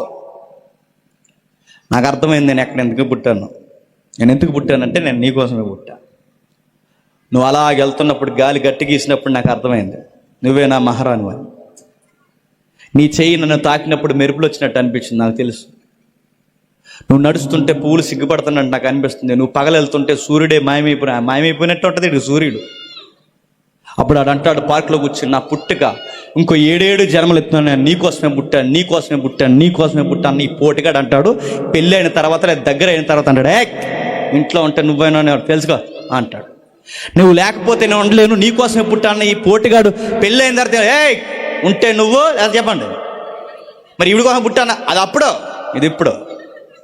మీరు గుర్తుపెట్టుకోండి, ఎవరు కోసం పుట్టలేదు, కానీ దేవుడి యొక్క ప్రణాళికలో ఇతరులను విడిపించడానికి పుట్టాడట మోసే. వచ్చాడు, పుట్టాడు, తన ప్రజలను చూడవాలని బుద్ధి పుడితే సరిగ్గా అదే టైంలో ఇశ్రాయేలుకి అన్యాయం జరుగుతుంది. ఇశ్రాయేలుకి ఎప్పుడైతే అన్యాయం జరిగిందో ఇశ్రాయేల్ పక్షాన్ని నిలబడ్డాడు, స్టాండింగ్ తీసుకున్నాడు. ఐగుప్తీయుడు ఇశ్రాయేల్ని బాధపడుతుంటూ ఒక గుర్తుకు చంపేశాడట. మీరు గమనించండి, ఒక ఐగుప్తీయుడు అనగానే అంత ఎత్తుంటాడు, వాడు చాలా భుజబలం ఉన్నవారు, వాళ్ళు చాలా గొప్ప శారీరక దారుఢ్యం కలిగిన వారు. అలాంటి వాడిని ఒక దెబ్బలకు కొట్టి చంపేశాడంటే మోసే ఫిట్నెస్ ఎలా ఉంటుందో ఒకసారి మీరు అంచనా వేయండి. ఐగుప్తీని కొట్టడమే కాదు, వాడిని ఇసుక సమాధి కూడా చేశాడు. ప్రపంచంలో అన్ని సమాధుల కానీ ఇంత సమాధి ఏంటి చెప్పండి? ఇసుక సమాధి. ఇసుకలో కప్పెట్టాడు, మూడో కంటికి తెలియకుండా కప్పెట్టేశాడంటే ఈ మనిషి మామూలుగా కనబడుతున్నాడా? ఒక పెద్ద బాక్సర్లా లేడు. సకల శాస్త్రాలు చదువు ఉంది, ఫిట్నెస్ ఉంది, అందం ఉంది. మోసాకి ఇది లేదు అనడానికి లేదు, మోసేకి అన్నీ ఉన్నాయి. కొడితే ఎదుటోడిని చంపి పాతేసాడని అడుగుతున్నాను. మన ఊర్లో ఎవడైనా చనిపోతే ఆయన తీసుకెళ్ళి కప్పెట్టడానికి ముందు 4 బ్యాచ్ని పంపుతాం, గొయ్యితో వండరా అని. ఆ గొయ్యి తవ్వడానికి మళ్ళీ ఎంత బతిమలాడాలో, మళ్ళీ ఆ గొయ్యి తవ్వడానికి వీళ్ళకి పవర్ ఉండాలి. ఆ పవర్ దిగితే కానీ అక్కడ గుణపం దిగదో, పార దిగదు. అంత పవర్ తీసుకున్నా కానీ మనం బాడీ నట్టుకెళ్ళేసరికి ఆగండి ఇంకా తీస్తున్నాం అంట. నేను అడుగుతున్నాను, అరే 4 కలిసి 6 కలిసి ఒక 3, 6, 3 ఉన్న ఒక గొయ్యిని తవ్వడానికి 4, 5 అవసరమైతే ఒకని చంపడం, మూడో కంటికి తెలియకుండా చేయడం, ఆ మూడో కంటికి ఒక్కడే ఆ నిసుకలో పాతేయడంటే ఈ మనిషి మామూలుగా కనబడుతున్నాడు మీకు? ఇలాంటి శారీరక దారిద్ర్యం కలిగిన వాడిని ఎంత మట్టికి ఇరిపించంటే మోసే గారి యొక్క విద్య కానీ, తెలివితేటలు కానీ, ఆయన శరీర బలం కానీ ఇవన్నిటిని ఉపయోగించి అన్నాడట. దేవుడు అంటున్నాడు, దేవుడితో ఆయన అనుకుంటున్నాడు, అప్పుడు వారిలో క్షమించండి అతనికి 45 ఏళ్ళు నిండి వచ్చినప్పుడు ఇశ్రాయేలు తన సహోదరుని చూడవాలని బుద్ధి పుట్టాను. అప్పుడు వారిలో ఒకడు అన్యాయం అనుభవించడం చూసి వాడిని రక్షించి బాధపడిన వాడి పక్షాన ఐగుప్తుని చంపి ప్రతీకారం చేశాను. తన ద్వారా తన సహోదరులకు దేవుడు రక్షణ కలుగజేస్తున్నాడన్న సంగతి వారి గ్రహించుడని అతడు తలంచును కానీ వారు గ్రహించను. ఇప్పుడు బాగానండి, ఇశ్రాయేల్ని నేను విడిపించాలని గ్రహించే పాయింట్ అయితే రైటే, కానీ ఫైటింగ్ చేసి నా సహోదరుని విడిపించాలన్న ఆ పాయింట్ రైటా? ఎదుటోళ్ళని చంపి, ఎదుటోళ్ళని కొట్టి, ఎదుటోళ్ళని లేకుండా చేసి, ఎదుటోళ్ళని మట్టుబెట్టేసి ఇశ్రాయేలుకి రక్షణ ఇవ్వాలని కోరుకునే విధానం దేవుడు అది కోరుకున్నాడా? కానీ మోసే ఏమనుకుంటున్నాడు? తన చదువు, తన యొక్క జ్ఞానము, తన శరీర బలాన్ని బట్టి ఎదుటోళ్ళని కొట్టి ఇశ్రాయేలుకి రక్షణ ఇవ్వాలనుకుంటున్నాడు. ఈరోజు చాలామంది మీరు చూడండి, క్రైస్తవ్యాన్ని కాపాడాడనకట కొన్ని టీములు పుట్టాయట. ఈ టీములు అందరూ కలిసి ఏం చేస్తారట, ఈ చర్చి మీదకి ఎవరైనా దాడి చేస్తే వాళ్ళకి మనం ఫోన్ చేస్తే అక్కడి నుంచి అలా ఒట్టాఒట్టిని వచ్చి వీళ్ళందరూ కలిసి వెళ్ళి వాళ్ళని కొడేస్తారట. ఇదా అసలు క్రైస్తవ్యం? అంటే మాట పడమంది, ఉమ్మేంచుకుంటే తుడుచుకుని పక్కకు పొమ్మంది, కుడి సెంప మీద కొడితే ఎడమ సెంప చూపించమంది, ఎన్నిసార్లు కొట్టినా తల దించుకుని పొమ్మంది. కానీ రివర్స్ ఏంటి చెప్పినా మన మీద చెయ్యేసిన వాళ్ళు తిరగేసి కొడతారంట. మోసేనే దేవుడు ఎంకరేజ్ చేయలేదు. నువ్వు ఇతరుని చంపి ఇశ్రాయేలుని విడిపించడానికి నేను కోరుకోలేదు. ఇతరుని చంపంటే నీ శరీర బలాన్ని, నీ జ్ఞానమును బట్టి నిన్ను విడిపించడానికి నేను నాయకుడిగా పిలవలేదని దేవుడు చేసిన పని తెలుసా? నెక్స్ట్ డే మళ్ళీ గొడవ జరిగింది. ఆ గొడవ జరిగినప్పుడు ఏం జరిగిందో తెలుసు? ఈసారి ఐగుప్తీయుడు ఇశ్రాయేలు గొడవ పెట్టుకున్నప్పుడు మధ్యలోకి దూరాడు. సహోదరులారా, మీరు గొడవ పెట్టుకోవడం ఏంటి? ఇది పద్ధతి కాదు, ఇలా ఉండడానికి వీల్లేదంటే ఈ పెద్ద మనిషి ఏమన్నా తెలుసా? నువ్వు ఒక నాయకుడివి, మాకు చెప్పడానికి వచ్చావు అన్నారు. ఈ మనుషులందరూ ఎలా చెప్పండి? ఎవరికైతే మనం మేలు చేద్దాం అనుకున్నామో వాళ్ళే మనకు సైన్ నరికేరా. ఎవరికైతే అన్నం తినిపిద్దాం అనుకున్నా ఆ సైనే నరికేస్తారు. ఎవరికి మేలు చేస్తామో వాళ్ళే మనం పొడిచారు.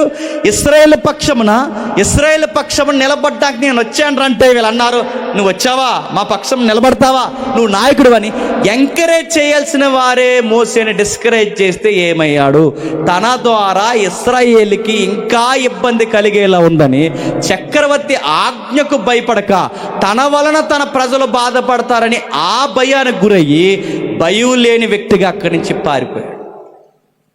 ఐగుప్తు నుంచి మిద్యాను అరణ్యానికి వచ్చేసాడు. అరణ్యానికి వచ్చి సరిగ్గా అరణ్యానికి వచ్చే సమయానికి అరణ్యంలో అప్పటికే బావి దగ్గర 4-5 అమ్మాయిలు నీళ్ళు పెడుతున్నారు గొర్రెలకి. 4-5 అమ్మాయిలు గొర్రెలకి నీళ్ళు పెడుతుంటే ఆ అమ్మాయిలు నేర్పించడానికి ఆ రోజుల్లోనే ఎదవలు తయారయ్యారట. అంటే ఈ యొక్క ర్యాగింగ్లు ఈ రోజు కొత్తగా ఉన్నవి కాదు చెప్పండి, క్రీస్తు పూర్వం మోసే కాలం నుంచి ఉన్నాయి. ఆ రోజు ఏడిపిస్తుంటే వాళ్ళకి ఫటాఫట్ 2 వార్నింగ్లు ఇచ్చి గట్టిగా 2 ఫైట్లు చేసి వాళ్ళకి వార్నింగ్ ఇస్తే పరారైపోయారు. ఈ అమ్మాయిలకి సాయం చేశాడు. అందులో ఒక అమ్మాయి బాగా ఈయనకి కనెక్ట్ అయింది. ఆవిడ పేరు సిప్పోరా. తీసుకెళ్ళి ఒక మాట అంది ఏమందంటే, అయ్యా మీరు ఇంత హెల్ప్ చేశారు, ఖచ్చితంగా మీరు మా ఇంటికి లంచ్కి రావాలంది. అప్పటికే తిని సేనా రోజులు అయింది మన హీరో. అందుకే పిలిచిన వెళ్ళారు, ముద్దెట్టారు. ముద్ద దిగే లోపే ఓ బంధం అడిగారు. ఆ బంధం ఏంటంటే మా అమ్మాయిని చేసుకుంటారని. ఖచ్చితంగా పైనుంచి కిందకు చూసుకున్నారు. అబ్బాయిని బాగున్నాడు, జ్ఞానం ఉంది, ఫైటర్, ఒకటి కాదు రెండు కాదు, చూడ్డానికి ఇలాంటి అల్లుడు కావాలంటున్నాడు. చూసిన వెంటనే సంబంధం అడిగేశారు. ఆ సంబంధం అడిగేసిన వెంటనే ఆయన కూడా ఓకే చెప్పేశాడు. టకామని 2 పిల్లలు పుట్టేశారు. కంగ్రాచులేషన్స్. చక్కటి పిల్లలు, లైఫ్ సెటిల్ అయిపోయింది. అందమైన భార్య సిప్పోరా బాగుంది, పిల్లలు బాగున్నారు. మామగారికి సొంత కంపెనీ ఉంది. ఆ కంపెనీ గొర్రెల కంపెనీ. ఆ కంపెనీని ఈయన టేకప్ చేస్తున్నాడు. ఎవరు? మోసే గారు. ఎందుకంటే ఈయన వచ్చిన తర్వాత తిని కూర్చునే అల్లుడు కాదు. ఈ అల్లుడు ఎలాంటోడంటే, అల్లుడు మామ దగ్గర తినే రకం కాదు, కష్టపడి పనిచేసే రకం కనుక, మామ నేనుండగా ఆడపిల్ల బయటకు వెళ్ళడానికి వీల్లేదు, నేను చెబుతున్నాను ఈ రోజు నుంచి నీ కంపెనీ టర్న్ ఓవర్ నేరం మారుస్తారని చెప్పి ఆ కంపెనీని టేకప్ చేశాడు. ఆ కంపెనీ పేరు గొర్రెల కంపెనీ. బయటికి తోలికెళ్ళాడు, మేపుతున్నాడు. సుమారు 40 ఏళ్ళు గడిచిపోయింది. 40 ఏళ్ళ తర్వాత ఇప్పుడు దేవుడు వచ్చాడు. మోసే అని పిలిచాడు. ఎవరు అనుకున్నాడు? మోసే అని పిలిచాడు. ఎవరు? అందమైన భార్య ఉంది, 2 పిల్లలు ఉన్నారు, సాయంత్రానికి వచ్చేసి సొంత కంపెనీ ఉంది. ఇంత బాగా సాగుతుంటే ఇప్పుడు జీవితం తెచ్చి రిస్క్లో పెట్టుకుంటాడా? మోసే అని 70 క్వశ్చన్లు అడిగితే కానీ ఆ మనిషి రెడీ అవ్వలేకపోయాడు. బయలుదేరాడు. దేవుడు మాట్లాడాడు. ఆ మాట్లాడి అన్ని క్వశ్చన్లు అడిగిన తర్వాత అడ్డంగా మోసే ఇరికించరా, ఇప్పుడు నువ్వు వస్తే కానీ కుదరదన్నప్పుడు అప్పుడు మోసే అడ్డంగా ఇరుక్కొని ఒప్పక మనసు చంపుకొని వస్తే మోసే ద్వారా దేవుడు ఇశ్రాయేలుని నడిపించడం ప్రారంభించాడు. ఇప్పుడు వినండి, మోసే జీవితం అర్థమవుతుంది. మోసే జీవితం పరమార్థం ఎప్పుడు అర్థమైంది తెలుసా? మొదటి 40 ఏళ్లలో విద్యను నేర్చుకున్నప్పుడు ఇప్పుడు నా దేవుడు ఇలా వాడుకుంటున్నాడు అనుకోండి. కానీ ఆ పర్పస్ రాంగ్ అయింది. ఎక్కడో మిథ్యానారాయణానికి పోయి పెళ్లి చేసుకున్నాడు. అక్కడ 40 సంవత్సరాలు వేస్ట్ అయిపోయింది. అక్కడ ఒక 40, ఇక్కడ ఒక 40. ఈ 40లో వాళ్ళు ఎంకరేజ్ చేయలేదు కనుక 40 ఏళ్ళు వేస్ట్ అయిపోయినాయి. ఇంకా 40, 80 పోయినా మోసేకి ఎంత ఉన్నాయి చెప్పండి? ఇంకో 40 ఉన్నాయి. ఆ 40 పోయిన ఇంకా 40 ఏళ్ళు ఉన్నాయి కనుక ఆ 40 ఏళ్ళలో మోసేకి జీవిత పరమార్థమై మిగిలిన 40 ఏళ్ళు దేవుని కొరకు సేవ చేసి క్రీస్తు నిమిత్తము, ప్రజల నిమిత్తం నింద అనుభవించిన గొప్ప భాగ్యం అని చెప్పి, నేను పుట్టింది నా పిల్లల కొరకు కాదు, నేను పుట్టింది సిప్పోరా కొరకు కాదు, నేను పుట్టింది నా కొరకు నేను బతకడానికి కాదు, క్రీస్తు నిమిత్తము శ్రమలు అనుభవించడానికి పుట్టానని చెప్పి మిగిలిన 40 ఏళ్ళు దేవుని కొరకు అసూలు బాసి చచ్చిపోయాడు. మీకేమర్థమవుతుంది చెప్పండి? తన జీవితం తనకు అర్థమైన తర్వాత 80 ఏళ్ళు పట్టింది తన జీవితం తనకు అర్థమవడానికి. మోసేకి 40, 80 పోయినా ఇంకా 40 ఉన్నాయి. మనకు 40 పోతే ఇంకెంత ఉన్నాయి చెప్పండి? మన బొంద ఉన్నాయి. మోసేకి 80 పోతే అడుగుతున్నాను, 80 పోయినా ఇంకా 40 ఉన్నాయి. అడుగుతున్నాను, ఇలాంటి వాక్యం నీకు తగిలినప్పుడు మారిపో. ఇలాంటి సభలో నీకు వాక్యం విన్నప్పుడు మారిపో. మారదాంలే, బాప్టిజం తీసుకుందాంలే, వచ్చే ఏడాది చూద్దామంటే మళ్ళీ పోతే రావడానికి నువ్వు 120 కాలం బతికే రోజుల్లో లేవు. 30 ఏళ్ళు కూడా తినంగా బతకని రోజులు ఇవి. 9 ఏళ్ళకే షుగర్ వస్తుంది, 10 ఏళ్ళకే గుండెపోట్లు వస్తున్నాయి, చిన్న పిల్లలకే చెప్పలేని వ్యాధులు ఎంటాడేస్తున్నాయి. జీవితం ఏంటో, తింటే చచ్చిపోతామని ఒకడు, తినకపోతే చచ్చిపోతామని ఒకడు, గాలి కలుషితం అయిపోయిందని ఒకడు, చివరికి కోడిగుడ్లు కూడా ప్లాస్టిక్ అయిపోయాయని ఒకడు, పెరుగు మారిపోయింది, కొనుక్కునే వస్తువులు మారిపోయాయి, రైస్ కూడా ప్లాస్టిక్ వస్తుంది. అడుగుతున్నాను, నువ్వు 120 ఏళ్ళు బతికే రోజుల్లో లేవు. మారాలనుకున్నప్పుడు మారిపో. ఇలాంటి వాక్యం తగిలినప్పుడు మారిపో. మారదాం అనుకుంటే మారదాం అనుకునే సమయానికి మారడానికి నీకు సమయమే ఉండదు. మోసేకి 40, 80 పోయినా ఇంకా 40 ఏళ్ళు ఉన్నాయి. ఇప్పుడు కళ్ళు బాగున్నప్పుడు నువ్వు బైబిల్ చదవు, నీకు చెవులు బాగున్నప్పుడు వాక్యం వినవు, నీ కాళ్ళు చేతులు ఆడినప్పుడు నువ్వు వాక్యానికి రావు. రేపు పొద్దున్నే నీ సత్తువు తగ్గిపోతే చూసావా, గిర్రని 40 ఏళ్ళు తిరిగితే అన్ని వ్యాధులు మనం పలకరిస్తే బంపర్ ఆఫర్ లాగా, బీపీలు, షుగర్లు, అల్సర్లు, తినదరకపోవడం, ఇలాంటి కళ్ళు కనబడిపోవడం, ఇవన్నీ వస్తాయి. ఆ లోపల పోయి కూర్చున్నప్పుడు మీరు గమనించండి, అప్పుడు బైబిల్ చదవాలని వస్తుంది. చదువుదామనుకున్న నీ కళ్ళు నీకు కనబడవు. వాక్యం వినదామనిపిస్తుంది కానీ నీకు వినికిడి శక్తి ఉండదు. సభలో కూర్చుందాం అనుకుంటా, నీ ఎన్నిపోస నీకు సహకరించదు. నీ జీవితం నీకే అర్థం కాదు. నీ జీవితం ఎంత ప్రయత్నం చేసినా నీకేం చేస్తున్నా అర్థం కాక బిక్క చచ్చిపోయి లాస్ట్కి చేస్తావు. ఇప్పుడు చెప్పండి, మనుషులు ఎందుకు పుట్టారు తెలుసా? ఇతరులను నవ్వించడానికి కాదు.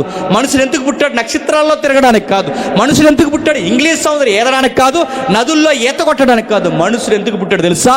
క్రీస్తు నిమిత్తం బతకడానికే పుట్టాడు. మోసేకి అర్థమైంది కనుకే తన మిగిలిన శాశ్వత జీవితాన్ని క్రీస్తు జీవితానికి పణంగా పెట్టేశాడు. క్రీస్తు జీవితానికి పణంగా పెట్టాడు కనుకే క్రీస్తు నిమిత్తం నిందలు అనుభవించిన గొప్ప భాగ్యము.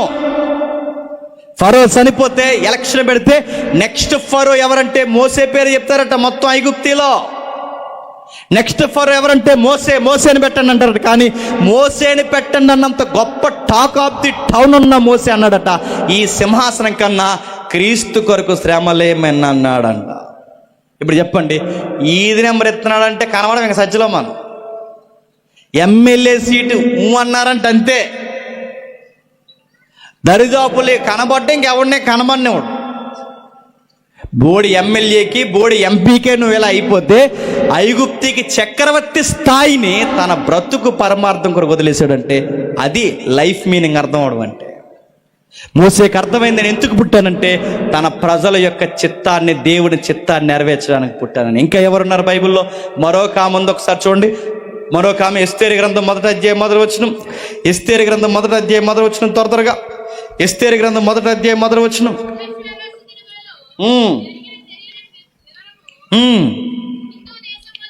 హిందూ దేశము మొదలుకొని కూసు దేశము వరకు 127 సంస్థానములు అహస్వరసు ఏలెను. ఆ కాలమందు రాజైన అహస్వరసు సూసాను కోటలో రాజ్య పరిపాలన చేయొచ్చును. ఆగుదాం, బైబిల్ ఎంత ఖచ్చితమైన పుస్తకమో చూడండి. 120 సంస్థానాలు ఎక్కడి నుంచో తెలుసా? కూసు దేశం, హిందూ దేశం మొదలుకొని కూసు దేశం, కూసు అంటే ఐథియోపియా, ఐథియోపియా అంటే ఇథియోపియా, ఆఫ్రికా వరకు. హిందూ దేశం అంటే ఏ దేశమో తెలుసా? ఇండియా వరకు. అంటే అహస్వరసు పరిపాలన మన ఇండియా మొదలుకొని ఎక్కడ ఆఫ్రికా వరకు తన దేశ సంస్థానాలను స్థాపించాడట. పైగా ఎక్కడ క్యాపిటల్గా చేసుకున్నాడట? సోసాను కోట. ఆ సోసాను కోట అని పిలుస్తున్నామే, ఆ సోసాను కోటను ప్రస్తుతం పిలిచే పేరే ఇరాన్ అంట. ప్రస్తుతానికి టీవీ 9లో చూస్తున్నారే, ఇరాన్ ఇజ్రాయెల్ వార్. ఆ ఇజ్రాయెల్లో యుద్ధం చేస్తున్న ఆ ఇరాన్ ప్రాంతమే ఇది ఇక్కడ కనబడుతుంది, సోసాన కోట. ఆ కోట ఏరియా ప్రస్తుతం ఇరాన్. అలాంటి ఏరియాలో పెద్ద రాజదర్బార్ ఉందట. 120 సంస్థానాలు అంటే మాటల, క్రీస్తు పూర్వం 120 దేశాలంటే చాలా పెద్ద పరిపాలన. ఇప్పటికీ ఇన్ని సంవత్సరాలు తిప్పి కొడితే ఎన్ని దేశాలు తెలుసా? 270, 290 దగ్గరలో ఉన్నాయి దేశాలు. ఎంత చరిత్ర జరిగినా 270, 290 దేశాలు ఉంటే క్రీస్తు పూర్వానికే 120 సంస్థానాలు పరిపాలిస్తున్నారంటే చిన్న పరిపాలన కాదు, చాలా పెద్ద రాజుల పరిపాలన. ఆ రాజుకి ఒక రోజు తిక్కల కోరిక వచ్చిందంట. ఆ కోరిక ఏంటంటే ఆడికి బర్త్డే జరుగుతుంది. ఆ బర్త్డే జరుగుతున్నప్పుడు మనకి జనవరి 26ని కానీ ఆగస్టు 15ని కానీ దేశం యొక్క బలహీనతలు చూపించడానికి, ఎదుటోడి బలహీనతనే మన బలం నిరూపించుకోవడానికి ఇలా రౌండ్లు చూపిస్తారు. ఒకసారి మీరు చూసారు ఎప్పుడైనా? ఎర్రకోట చుట్టూ తిరుగుతుంది. పిరంగులు, ర్యాకెట్లు, missiles, latest weapons, navy, air force, army, లౌకిక సామాన్యమైన ఇంకా డిపార్ట్మెంట్స్ ఏవైతున్నావో వీటన్నిటిని అలా కవాతులు చేస్తూ అలా తిప్పుతారు. ఎందుకంటే మన శత్రువు దేశాలు చూడాలబ్బో వీళ్ళ దగ్గర ఎంత బలం ఉందని చూడాలి, ప్రదర్శన పెడతారు.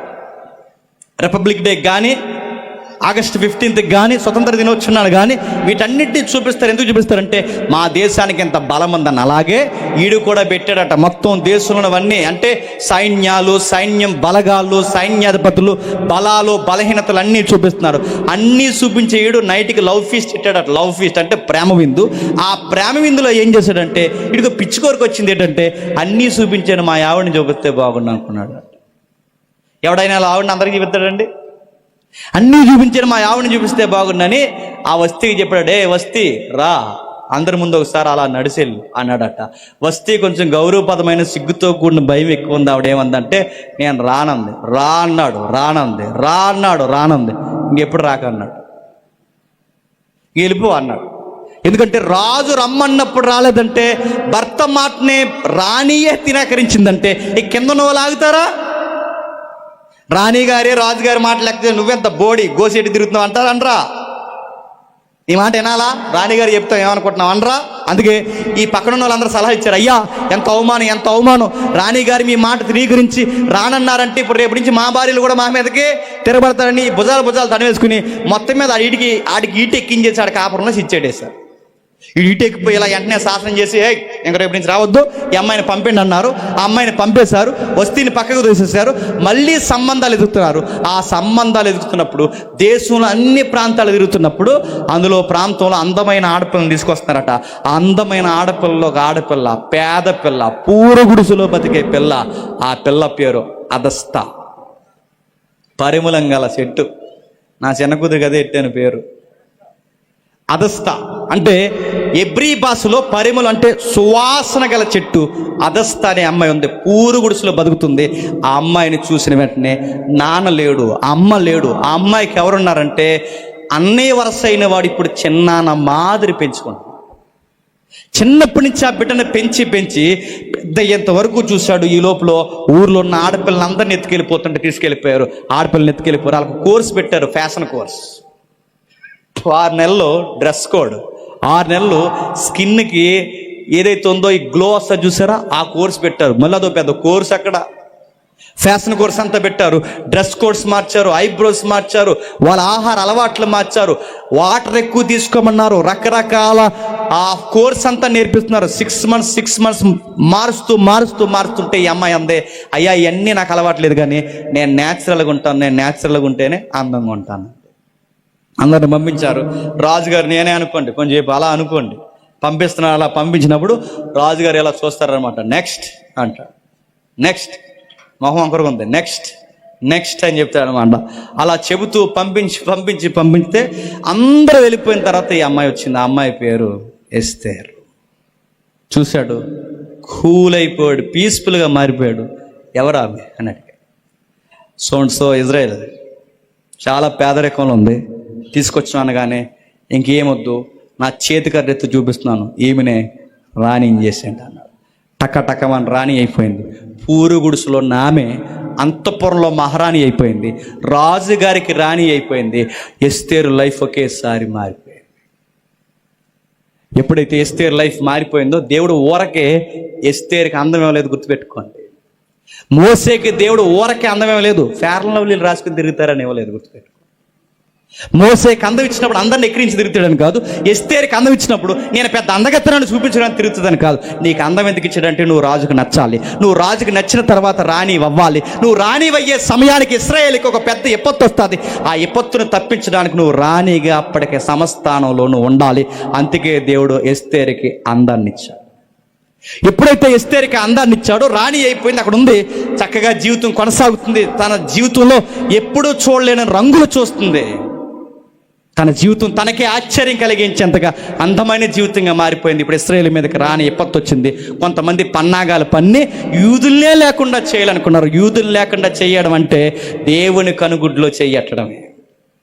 ఇశ్రాయేలుని లేకుండా చేయడం అంటే దేవుని ప్రజల మీద తిరగబడ్డమే.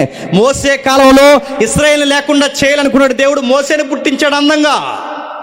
ఎస్తేరు కాలంలో యూదులు లేకుండా చేయాలనుకున్నాడు, వీరిని కాపాడడానికి మళ్ళీ ఒక అందగత్తిని పుట్టించాడు. అందగత్తి పేరే ఎస్తేర్. నీకు అందం ఇచ్చి నీకు పెళ్లి చేసి నేను రాణిని చేసింది దేనికో తెలుసా, అందరిని ఎక్కిరించుకుని తిరుగుతావని కాదు, ఈ సమయం కొరకే నువ్వు రాణి అయ్యేవేమో చూసుకో అన్నాడు. మొర్దుకే వచ్చాడు, మాట్లాడుతున్నాడు. మొర్దుకే, అమ్మా ఎస్తేరో నీకు విషయం చెప్పాలి.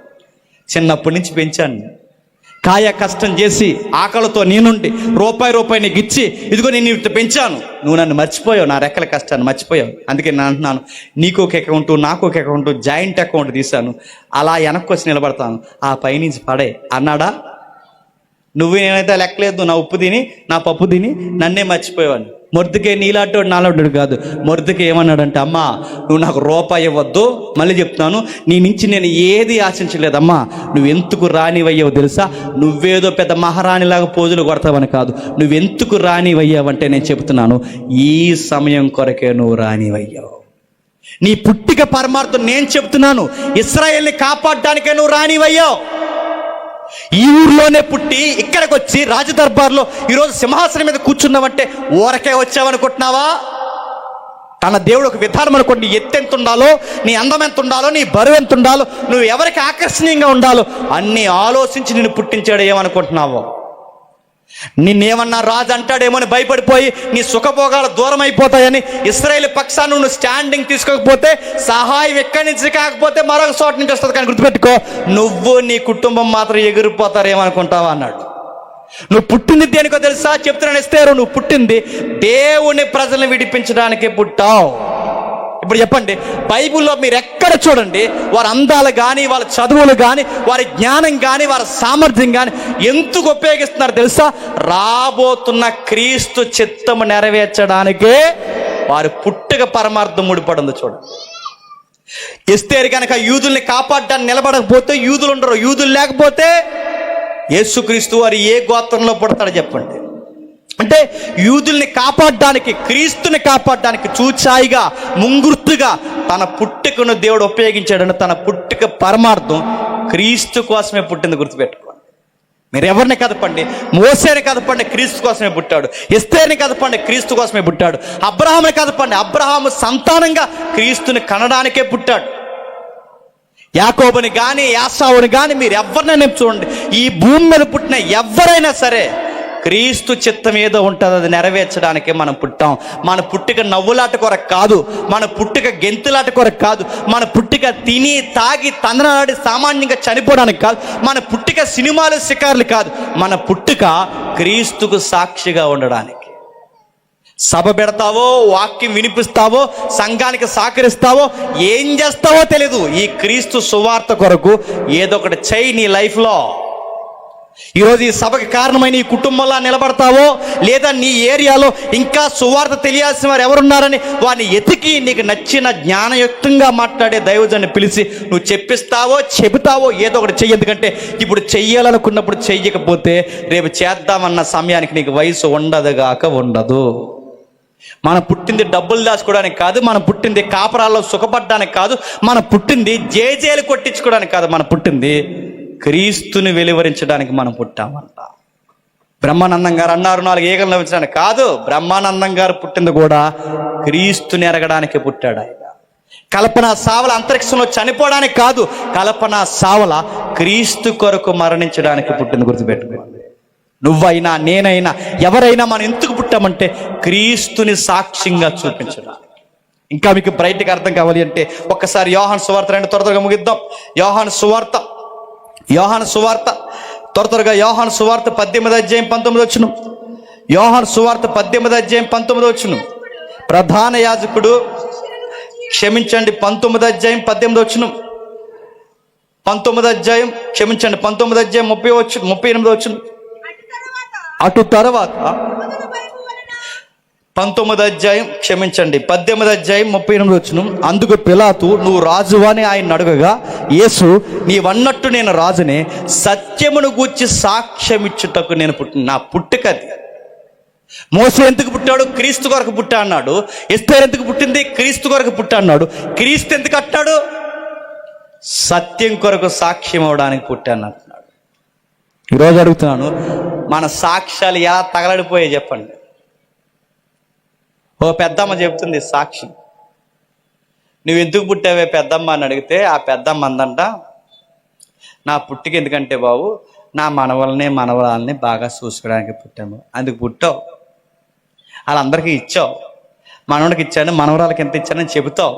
రేపు పొద్దున్న నువ్వు వాళ్ళు ఎదిగిన తర్వాత నేను పక్కన పెట్టేస్తారు, వాళ్ళ చెవిలో చెప్తావు 50 లక్షల పాలసీ కడుతున్నాను, 50 లక్షల పాలసీ అని నామినీ పేరు ఎడతావు. వాళ్ళు ఎదిగిన తర్వాత నేను కోరుకుంటారు ఏమని చెప్పినా, మా నానమ్మ మా తాతమ్మ త్వరగా పోతే బాగుండను, ఎందుకు నువ్వు పోతే వస్తాయి డబ్బులు 50 లక్షలు, అందుకు వాళ్ళు నేను బతకాలని కోరుకోరు. వాళ్ళు మనవడి కోసం పుట్టాను, మనవరాల కోసం పుట్టాను, అన్ని వాళ్ళకి ఇచ్చాను, నీకు లాస్ట్కి ఏమిస్తారు? చెప్పెత్తారు, నీకు చెప్ప.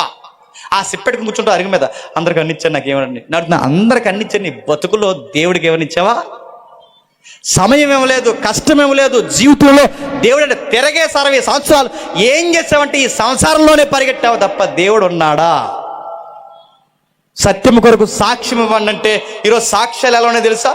ఎవరో ఉన్నారట, సువార్త ఛానల్స్ ఉన్నాయి కదండి, రక్షణ టీవీ ఛానల్స్లో ఇప్పుడు తగ్గాయిలండి, ఆ మధ్యకాలంలో ఎక్కువ వచ్చేస్తారు. ఇలా మైకట్టుకుని వచ్చేసాడు ఒక ఆయన, వచ్చేసి ఏమంటున్నాడంటే, సాక్ష్యం ఇలా మైక్ కట్టుకుని వచ్చి అందరూ ఎవరెవరైతే ఏ బాధలు ఉన్నారో అందరూ దయచేసి మీ కుడి చేతిని చూపించండి అన్నాడట.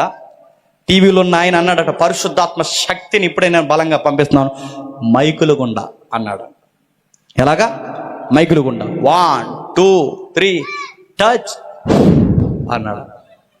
అనగానే ఆ పవర్ అంట అలా మైకుల్లోకి వెళ్ళిపోయి, ఆ డిష్లోకి వెళ్ళిపోయి, సాటిలైట్కి వెళ్ళిపోయి, సాటిలైట్స్ అలా వచ్చేసి ఆ యాంటీన్లో దిగిపోయి ఆ టీవీలోకి వచ్చేస్తే, ఆ టీవీలోకి వచ్చినప్పుడు సరిగ్గా వచ్చే టయానికి మనకి ఎక్కడ నొప్పి ఉందో అక్కడ చెయ్యెట్టుకోవాలట, ఓ చెయ్యి టీవీ మీద ఎట్టాలట, పవర్ అలా వచ్చి అలా వెళ్ళిపోద్ది. ఇదో సాక్ష్యం. ఇలా సాక్ష్యం పెట్టిదిగో పవర్ అలా వచ్చింది మా కడుపులోకి వెళ్ళిపోయి కణితి తగ్గిపోయిందంటే, ఇది ఎదరెట్ట టీవీ ఎదరెట్టమని గట్టి ఎట్టారు, ఆ టీవీ వెనకాలెట్టమంటే ఎడతారు, పగలెట్టమని ఎడతారు.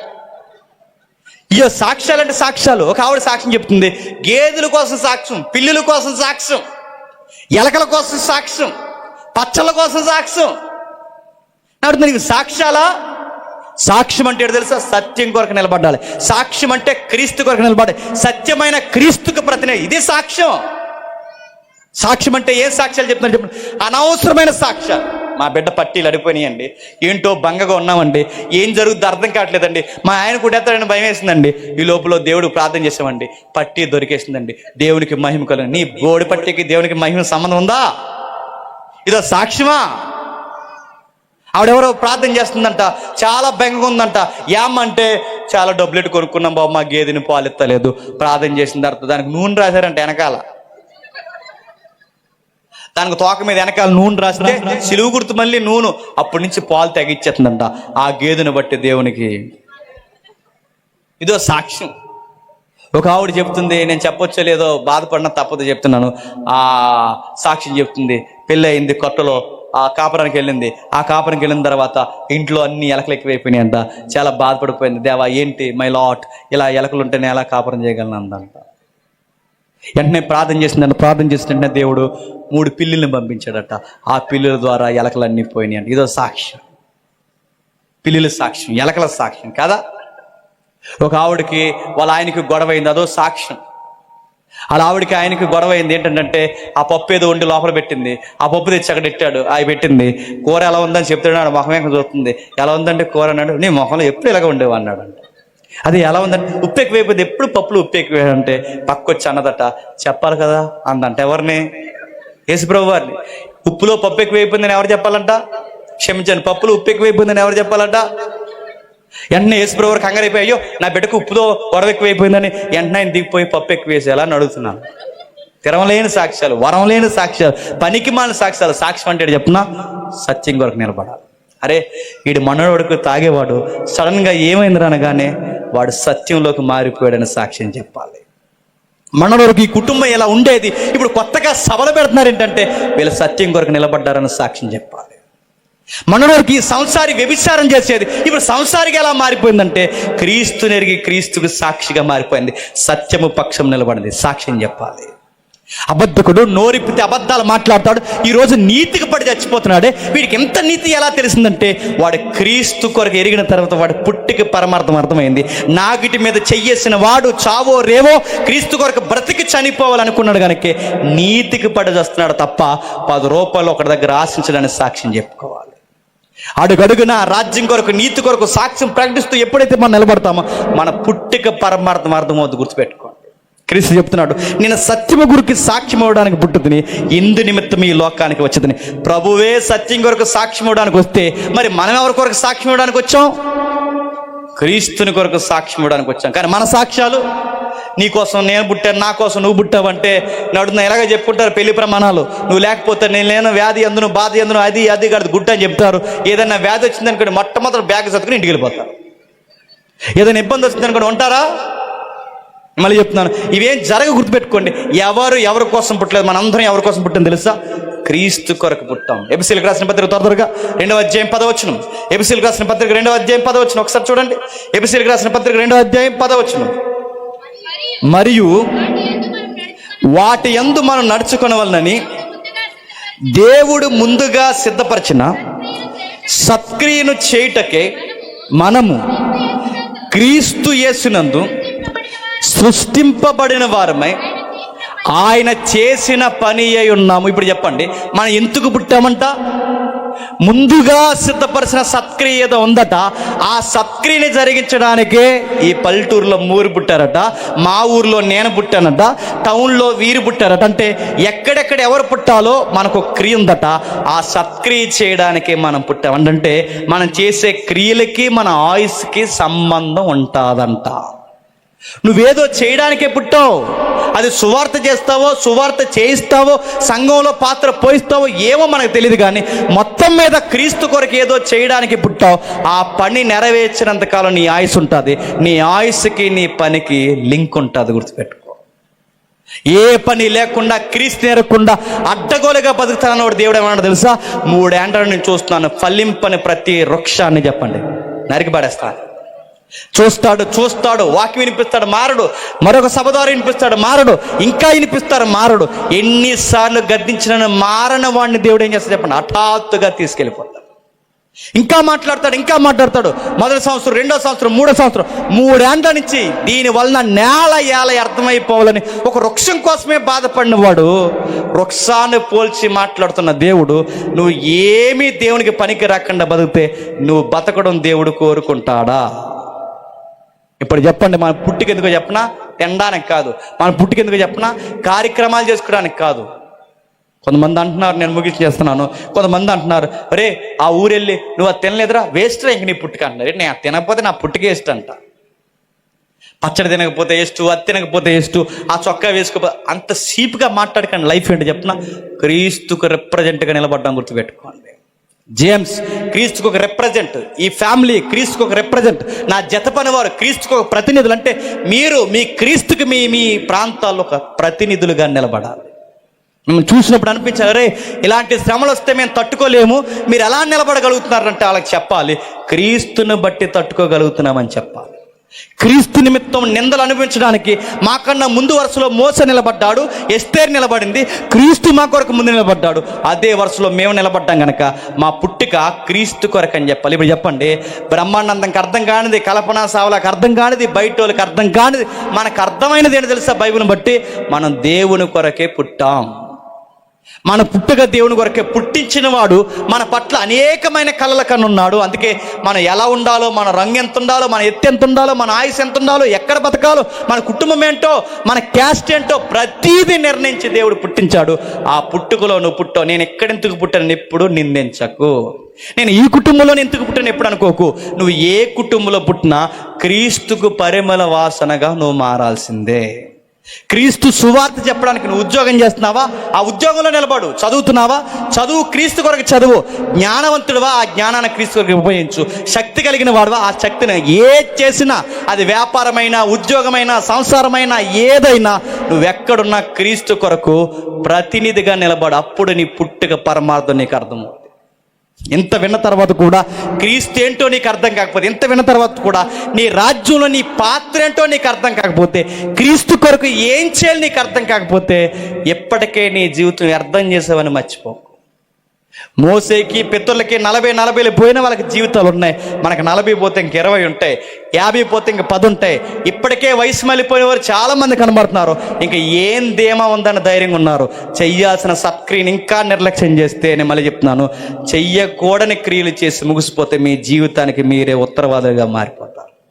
ఏదో ఒకటి చెయ్యండి దేవుని కొరకు, ఏదో కార్యక్రమం జరిగించండి. దేవుని కొరకు చెబుతూ జీవిస్తూ దేవునికి ప్రతినిధులుగా నిలబడండి. క్రీస్తుని కనబరచండి. దేవుని పక్షంలో మీరు ఎప్పుడైతే నిలబడతారో మీ పిల్లల పుట్టుక, మీ పుట్టుక పరమార్థం అర్థమైన నాడు ముగిసిపోతున్న వేళ ధైర్యంతో మీ జీవితాన్ని ముగిస్తారు. అందుకే మీరు చూడండి, వీళ్ళ జీవితాలు ఎక్కడ మీరు కదపండి. మోసేని కానీ, అబ్రహాముని కానీ, ఇస్సాకుని కానీ, యాకోబుని కానీ, సమూయేలుని కానీ, రాజులను కానీ, దానియేలు కానీ, సొలొమోను కానీ, భక్తుల్ని కానీ, అపోస్తులు కానీ, పౌలు కానీ, వీళ్ళందరూ చూడండి క్రీస్తుకు దాసులం, ఆయనకు సాక్షులం అని చనిపోయారు. చివరికి ఒక మాట అన్నారు, బ్రతుకుంటే క్రీస్తే చెప్పండి, చావైతే లాభం అని చెప్పారు. అందుకే మన జీవితం అనే కథలో కథానాయకుడు ఎవరు తెలుసా? మనం కాదు. మన జీవితం అనే కథలో కథానాయకుడు క్రీస్తు. నా కథ అంతా ఎవరికి ముడిపడి ఉండాలి చెప్పండి? క్రీస్తుకు ముడిపడి ఉండాలి. నా హీరో క్రీస్తు కనుకే నా కథను నడిపిస్తున్న నాయకుడు ఆయనే. నా కథ అనే జీవితంలో ఆ కథానాయకుడు లేకపోతే నా జీవితానికి అర్థం లేదు. క్రీస్తుని కలుగున్న ప్రతి ఒక్కరూ ధన్య క్రీస్తుని కలుగున్న ప్రతి ఒక్కరు సాక్ష్యం కలిగిన వారు, క్రీస్తుని కలుగున్న వారు మీ జీవితాలు పరమార్థం ఎరిగిన వారు. అట్టు ధన్యత దేవుడు మీ అందరికీ అనుగ్రహించునుగాక. ప్రార్థన చేసుకుందాం. ప్రేమగల తండ్రి, కృపగల దేవ, ఈ గంటన్నర వ్యవధిలో ఎవరికి ఈ సంగతులు అర్థమయ్యే నాకు తెలియదు తండ్రి. మేము ఊరికే జన్మించలేదు తండ్రి. మా పుట్టుక తండ్రి అనుకున్నట్టుగా, మా తల్లిదండ్రులు అనుకున్నట్టుగా జరగలేదు తండ్రి. మేము ఎలా ఉండాలో, మా అందం ఏంటో, మా ఎత్తు ఏంటో, మేము ఎక్కడ పుట్టాలో ప్రతీది మీరు నిర్ణయించి తండ్రి మా జీవితాలకు అనుగ్రహించారు. నీ దయగల హస్తముల చేత మమ్మల్ని నడిపిస్తున్నందుకు స్తుతులు తండ్రి. ఈ సభకి కారణమైన కుటుంబాన్ని ఆశీర్వదించండి. వారికి కావలసిన పరసంబంధమైన భూ సంబంధమైన ఈవులు అనుగ్రహించండి. వారి జీవితాలకు తండ్రి మరిన్ని వెలుగులు నింపండి. అనేకులకు మాదిరికరంగా మార్చుకోండి. మమ్మల్ని శత్రులుగా భావించి మా మీద చెడ్డ మాటలు పలుకుతున్నారు ఎవరైనా ఉంటే వారిని క్షమించండి. మీ దయగల హస్తముల చేత వారిని నడిపిస్తారని కోరుతున్నాం తండ్రి. ఆశీర్వాదకరంగా వీరు మాడుస్తారని అర్థిస్తూ వీరందరినీ, నాయకుల్ని, దైవజనుల్ని, సంఘాన్ని నడిపిస్తున్న తండ్రి మీ కాపర్ని అందరినీ మీరు వాడుకుంటారని అర్థిస్తూ క్రీస్తున్నామని ప్రార్థన సమర్పిస్తున్నాం తండ్రి. Amen, amen, amen.